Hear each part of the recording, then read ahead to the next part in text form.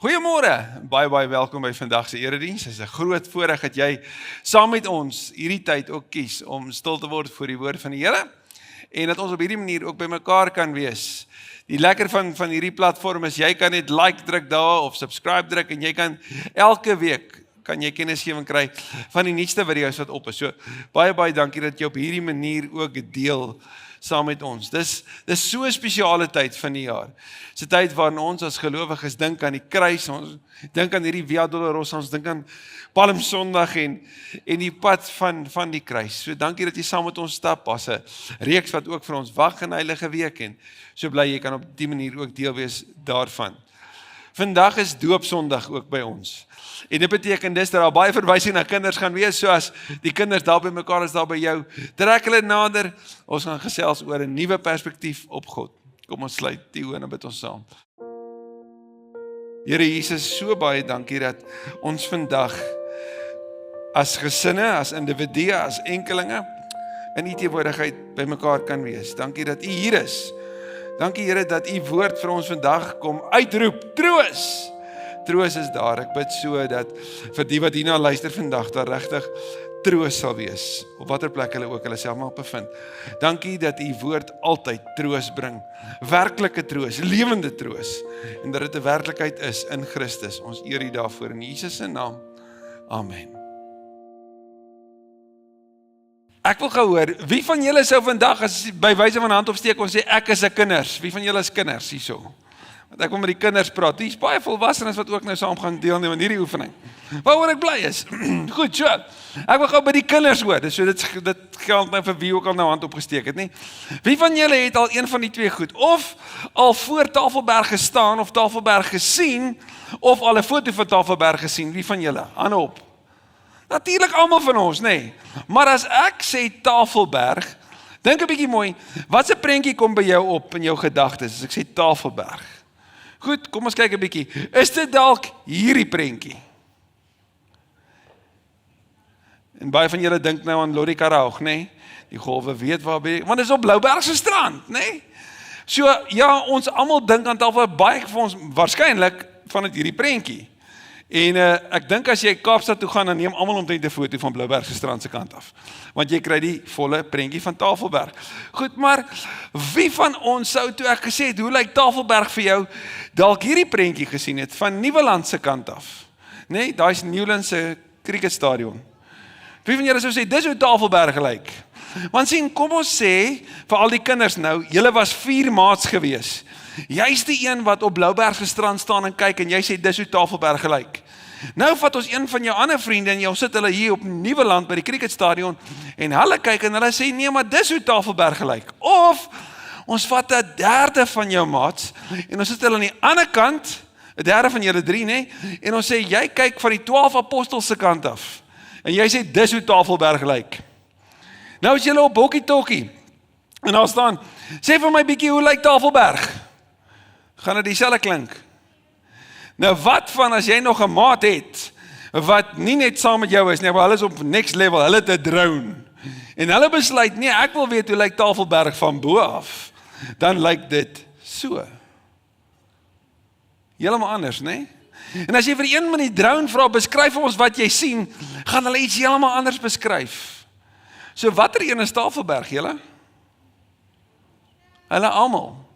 So, om Tafelberg te kan beskryf, het jy al die kante nodig. Die Bybel gee vir ons verskillende hoeke op wie God is. Die Bybel gebruik verskillende terme om vir ons te beskryf hoe wonderlik en groot en magtig, hoe mooi God is. Tim Keller skryf dit so, if you don't know him in all of these, you don't know him at all. Want sien, die Bybel beskryf God as skepper, beskryf hom as redder, beskryf hom as 'n vader, beskryf hom as die bruidegom, beskryf hom as regter, beskryf hom as koning. En is hierdie laaste een, hierdie laaste beeld, die beeld van die koning, wat ek en jy vandag bietjie by gaan stil staan. God wat as koning beskryf word. Jy sal natuurlik aan 'n klomp ander metafore of beelde ook kon dink, maar as ek op hierdie beeld dan kan fokus saam met jou vandag. Die koning wat heers. Jesus sê vir Pilatus, ons is met die Bybelskool nou by daai gedeelte in Johannes 19. Hy sê vir Pilatus, my koninkryk is van 'n ander plek af. Johannes 18, Johannes 19. Is van 'n ander plek af, is nie van hier nie. So Pilatus, hy kom van 'n ander plek af. Nou, as hy van 'n ander plek af kom en jy lees Johannes, sal jy sien dit beteken hy kom van bo af. So daarom is dit 'n koning wat almal sou kon sien. Ons lees van hierdie koning. Dit is die jaar 550 voor Christus. Vir die laaste 37 jaar is Israel in ballingskap. En vir die volgende klomp jare tot en met die jaar 539 gaan hulle in ballingskap wees, in Babyloniese ballingskap. Nou julle, vir die kinders, ballingskap beteken jy is gevange geneem en jy is vanuit jou land, vanuit jou plek na 'n ander land toe geneem. En daar word al jou voorregte weggevat. So as jy sou gaan aanbid, dit kan jy nie. As jy sou offer bring, dit kan jy nie. Alles wat jy voorheen sou kon doen, dit mag jy nie. So wat het jy daar in ballingskap, wanneer al jou voorregte, al jou vryheid weggeneem word? Al wat jy het is die liedere wat jy kan onthou, en die gebede wat jy kan onthou, en dit sou julle met mekaar kon deel, en dit sou dit wees. Kan jy verstaan dat as jy vir 70 jaar in ballingskap is, dat dit vir jou sou neem na 'n plek toe waar jy dink, waar is God? Het hy van my vergeet? Weet hy nie meer van ons nie? Wat het geword van ons storie? Wat het geword van ons droom?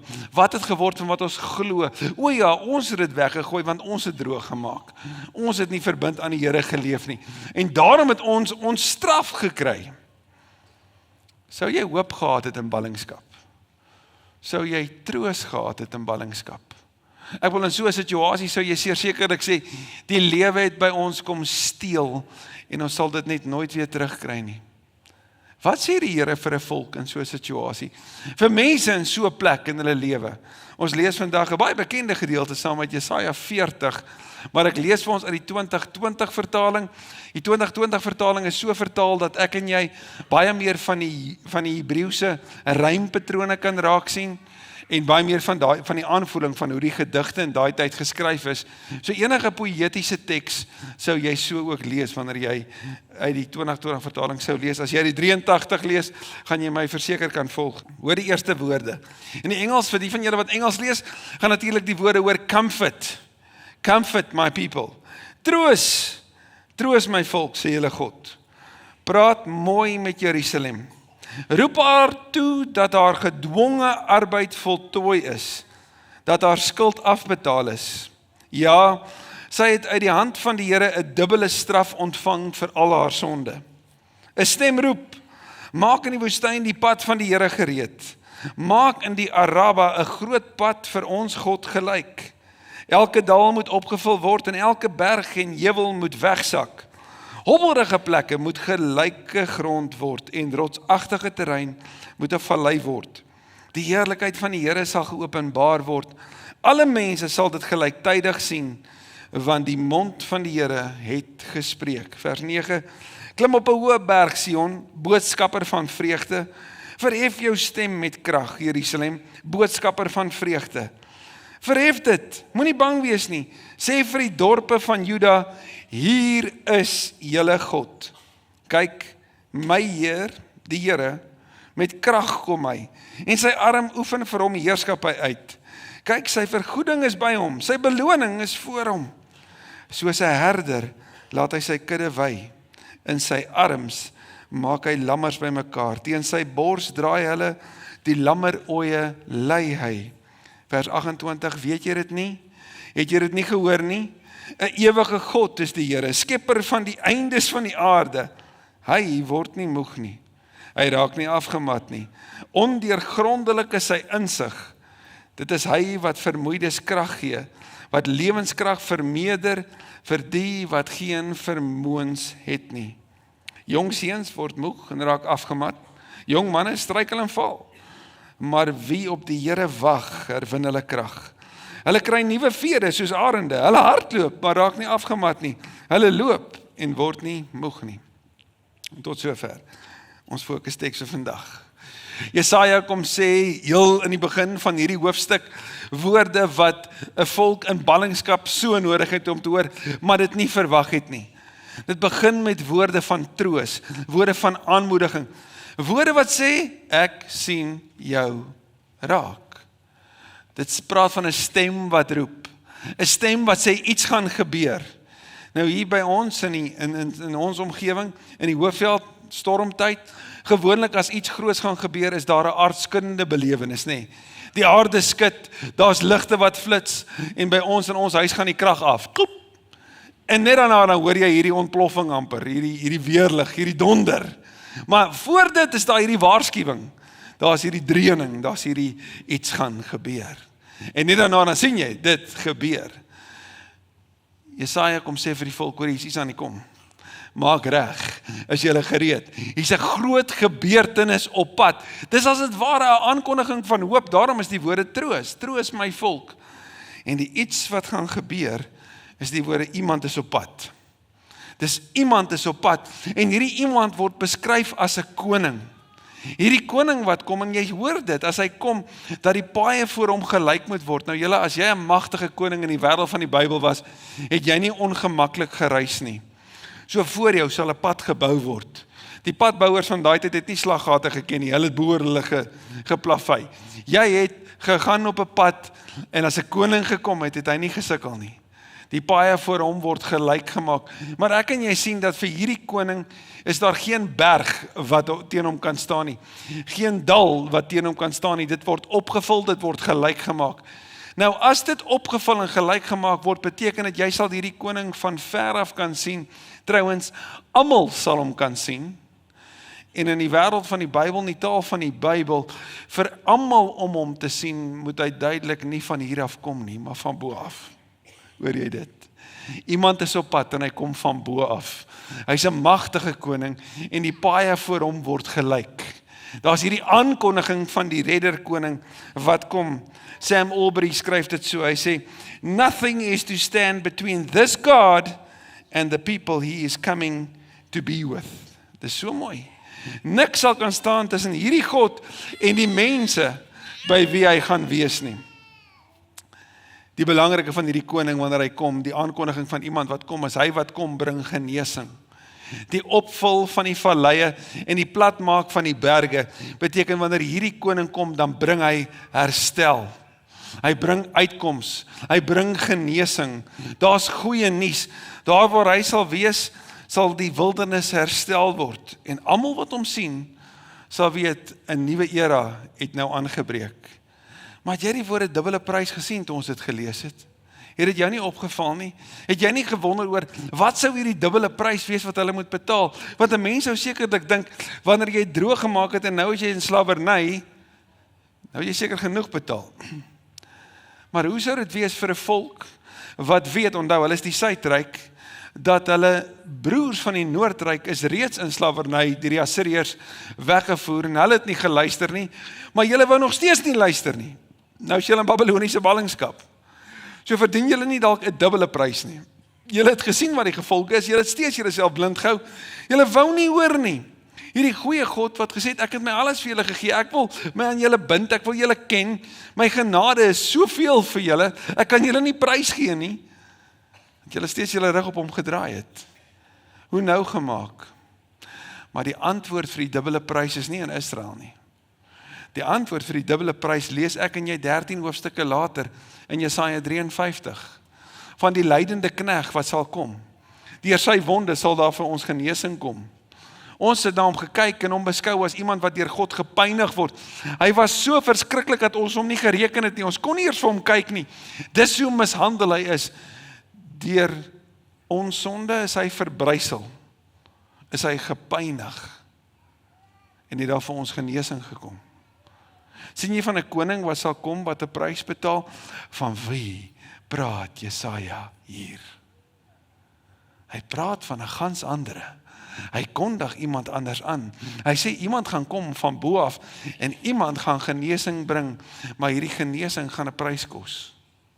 Die koning wat 'n prys kom betaal, sodat sy mense aan hom kan behoort. So die vraag is, waarvoor kom hierdie koning? Hierdie koning wat van 'n ander plek afkom, wat van 'n ander ruimte afkom, wat tussen ons kom woon, wat hier gaan wees, voor wie die paaie gelyk gemaak word. Waarvoor kom hy? En Jesaja help ons om die antwoord daarvoor te vind, wanneer hy sê, hy kom om die lammers op te tel. Hy kom om die lammeroeie te versorg. So hy kom om tussen hulle te wees, meer nog, hy kom om hulle syne te maak. In Johannes 17, wanneer Jesus bid, dan sê hy, Vader, ek bid sodat die wat U vir my gegee het, saam met my sal kan wees, en by my kan wees. Maar terwyl hulle nie by my is nie, Vader, bid ek nie dat U hulle uit die wêreld uit sal wegneem nie. Ek bid dat hulle aan ons toegewys sal wees, deur U woord. U woord is die waarheid. Ek bid dat hulle ons liefde sal ken, ek bid dat hulle een sal wees. So Jesus kom en kom wys, hy is die koning wat sou kom, hy is die een wat die prys sal betaal, hy is die een wat in Jesaja 43 vers 1 sê, ek het jou op jou naam geroep, jy is myne, hierdie koning kom vir jou, hy kom vir my, en hy kom dat ons aan hom kan behoort. Hy kom dat ons herstel kan kry, in ons verhouding met hom, en ons verhouding met mekaar. Dis die goeie nuus. Die goeie nuus in 'n tyd van absolute donker. Hierdie koning kom nie net vir redding nie, maar hy kom sodat sy lammers aan hom kan behoort. 2 Korintiërs 5:21 sê, Christus was sonder sonde, maar God het hom in ons plek as sondaar behandel, sodat ons deur ons eenheid met Christus deur God vrygespreek kan word. Die seun van God, wat sonder sonde was, raai wie's die eerste persoon met wie hy plekke verruil? 'n man met die naam van Barabbas. En as jy Barabbas uit die Hebreëus vertaal, dan is dit Bar-Abba, seun van die Vader. Die eerste plek met wie die seun van die Vader plekke verruil, is 'n man met die naam van seun van die Vader. En as hy met hom plekke verruil, beteken dit dat ek en jy deur ons geloof in die seun van die Vader, kinders van die Vader kan word. Burgers van die koninkryk, van hierdie koning wat gekom het om redding te bring, om herstel te bring. Troos my volk met hierdie woorde, daar's goeie nuus. Die Messias is op pad. Die vraag is, hoe reageer 'n mens op so 'n boodskap? Wanneer jy die boodskap van troos hoor, wanneer jy die boodskap hoor van die herstel wat kom. Die manier hoe jy reageer is die woorde wat Jesaja vir ons sê. Eerste belangrike wat hy sê is wag. Vers 31, hulle wat op die Here wag. Nou, in die Hebreëus, die konsep van wag, is nie om handjies gevou te sit en niks te doen nie. Nee? Soos wat mens amper gedwing word in load-shedding tyd. Ek kan nou niks doen nie. Nee, dit is om aktief gehoorsaam te wees, ongeag jou omstandighede. As dit moeilik is, bly jy gehoorsaam. As die druk baie is, bly jy gehoorsaam. As jy nie weet van môre nie, bly gehoorsaam. Doen wat jou hand goed vind om te doen vandag. Bly gehoorsaam in die klein, bly gehoorsaam in die valleie, bly gehoorsaam op die pieke. Bly gehoorsaam in alles. Dit is hoe ek en jy op die Here wag. Elizabeth Elliot skryf die volgende: The hardest thing to give is in. Die moeilikste ding in hierdie lewe om te gee is oor. Elizabeth Elliot se man Jim was deel van 'n groep sendelinge gewees wat in die Amazone ingegaan het om vir 'n onbereikte groep die evangelie te verkondig. Hulle was vas oortuig, hulle moet dit doen.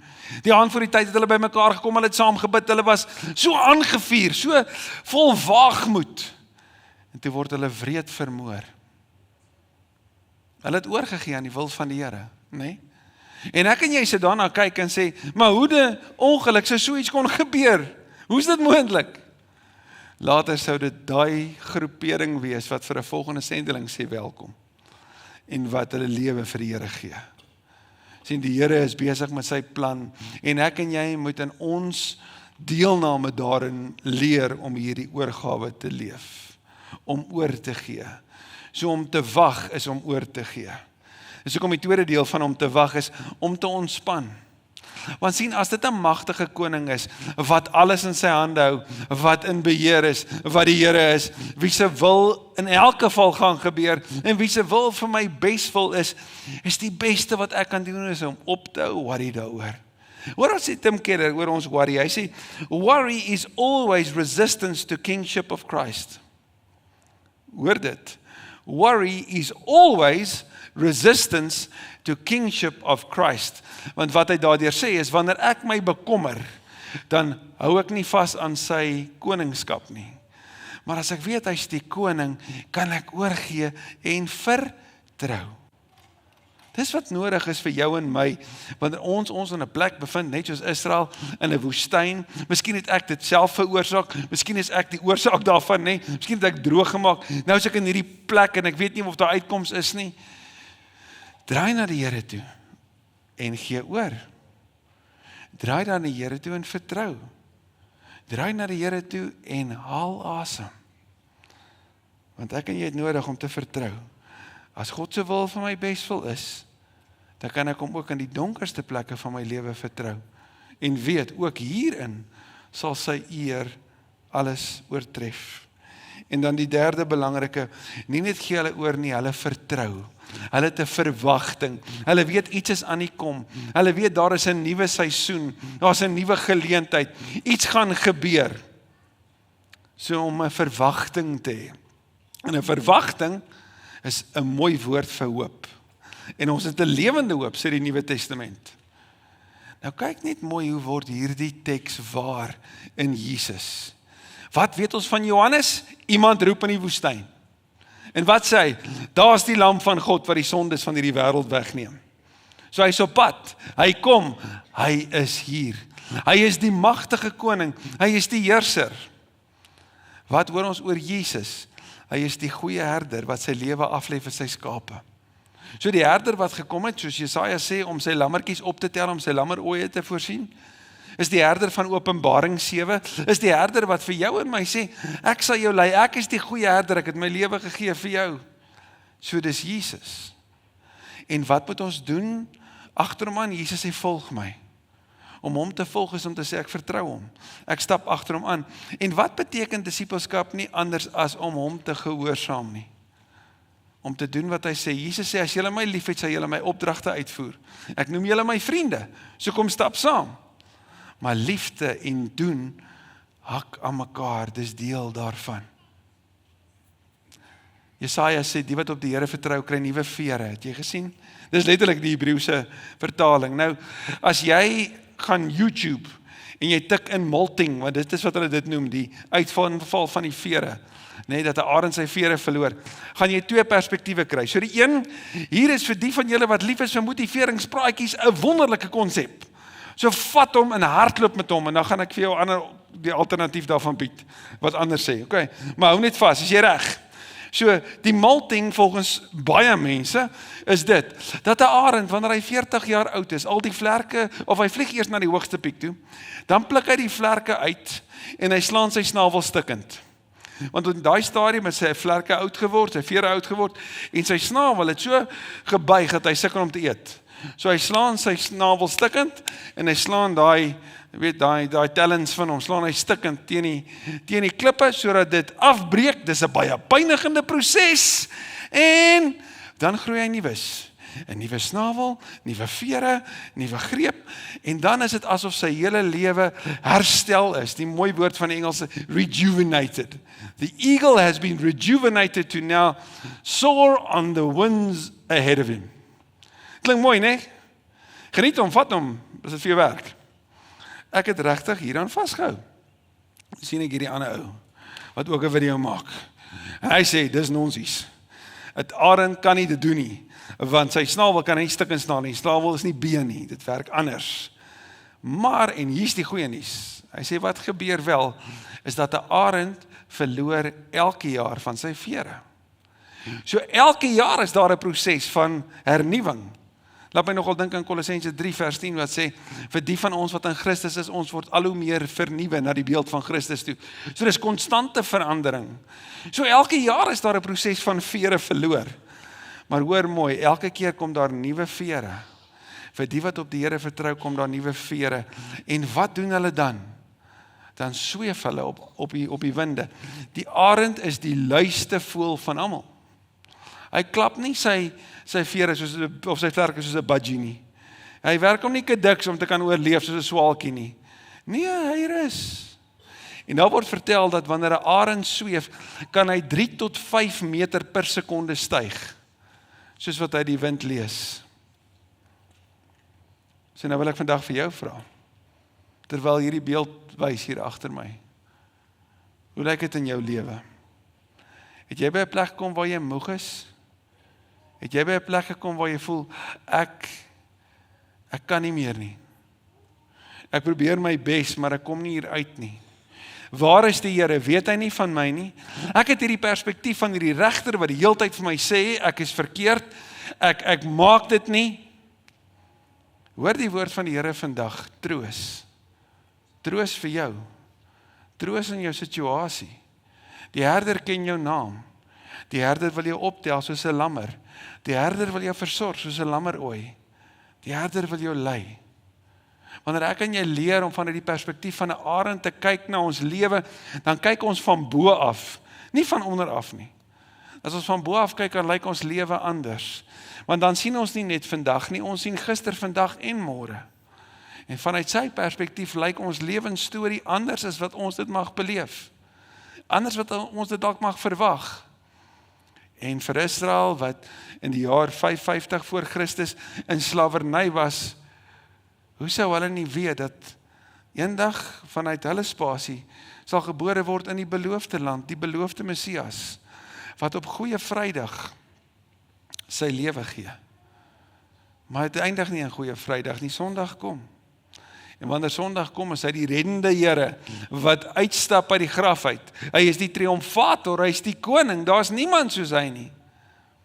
So ja, miskien is dit vandag nodig om net nuwe perspektief te kry. Dalk het jy net aan die een kant van die berg gestaan en kyk. Mag die Here vir jou oor jou lewe uitneem, net dat jy van 'n ander hoek uit kyk. En die woorde vir jou hoor vandag, troos, troos vir jou. Amen. Vader, baie dankie dat ons vandag vanuit u woord trooswoorde kan hoor. Troos is 'n werklikheid vir die kinders van die Here. Troos is 'n gegewe, want die Messias het gekom. Die koning het gekom en almal het hom gesien en almal sal hom sien. Die koning het gekom van 'n ander wêreld af, hy's gebore en hy sy lewe kom gee. Hy het gekom vir sy kroon en sy kroon is deur die kruis. Die koning het sy plek ingeneem bo almal. Vandag buig ons voor U, ons koning en ons Messias, ons heilige Here. Dankie dat ons lewens wat vir ons die wêreld beteken, voor U kan kom plaas, dat ons letterlik ons krone kan neergooi en sê, Here, U is die koning, nie ons nie. Daarom buig ons voor U en sê ons heilige Here, heilige Here, gans ander koning. Dankie dat U vir ons lief is. En dat U vandag sê, onthou ek is by jou. Ek gaan met jou. Moenie bekommerd wees nie, moenie besorgd wees nie, ontspan, vertrou, wees gehoorsaam. En kyk met verwagting na wat ek doen. Ons bid dit in Jesus se naam. Amen, amen.